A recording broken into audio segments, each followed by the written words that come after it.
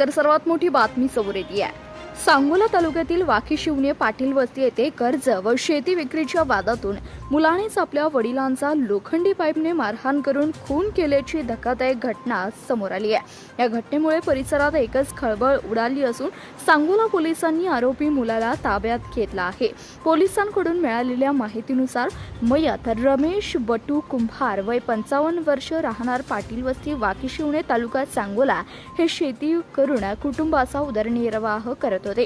त्यांच्या कुटुंबात पत्नी समाबाई कुंभार, मुलगा अतुल कुंभार व मोठा मुलगा चैतन्य कुंभार असा मोठा परिवार आहे. मोठा मुलगा चैतन्य कुंभार हा उच्च शिक्षित असून PhD पर्यंत शिक्षण घेऊन बिहार राज्यात शिक्षक म्हणून नोकरी करीत आहे.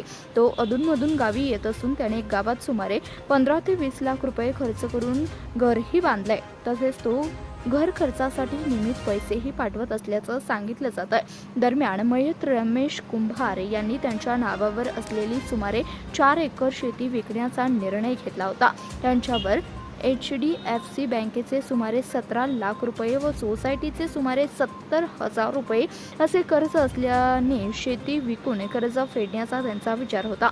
मात्र मुलगा अतुल कुंभार हा शेती विकण्यास विरोध करत होता.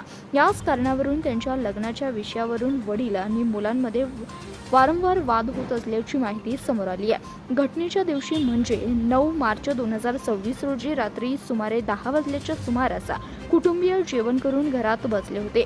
त्यावेळी वीज गेल्याने शेतातील विहिरीवरील मोटर सुरू करण्यासाठी रमेश कुंभार शेतात आले होते. त्याचवेळी मुलगा अतुल कुंभार हा देखील शेतातील डाळिंब बागेत औषध फवारणीसाठी गेला होता. साधारणपणे रात्री 10:30च्या सुमारास शेजारी राहणारे तुकाराम मोहिते यांनी समाबाई कुंभार यांना सांगितलं की तुमच्या शेतातून रमेश कुंभार ओरडल्याचा आवाज आला. त्यानंतर त्यांनी शेतात जाऊन पाहणी केली. त्यानंतर गावकऱ्यांकडून समजलं की रमेश कुंभार यांच्या डोक्यावर, तोंडावर व पायांवर कोणतीही हत्याराने वार करून त्यांचा खून करण्यात आला आहे. या घटनेची माहिती मिळताच सांगोला पोलीस ठाण्याचे अधिकारी तातडीने घटनास्थळी दाखल झाले. पोलिसांनी घटनास्थळी पंचनामा करून परिसरातील नागरिकांकडून चौकशी सुरू केली.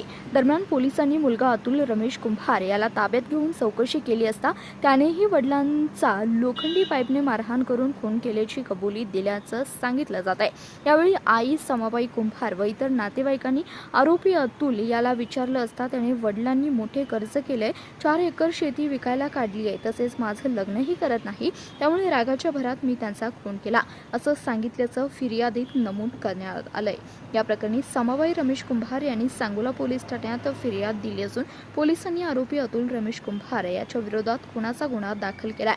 पुढील तपास सांगोला पोलीस करीत आहेत. या घटनेमुळे वाकीशिवणे परिसरात भीतीचं व हळहळीचं वातावरण निर्माण झालं असून कुटुंबातील वादातून झालेल्या या घटनेची सर्वत्र चर्चा होतीये.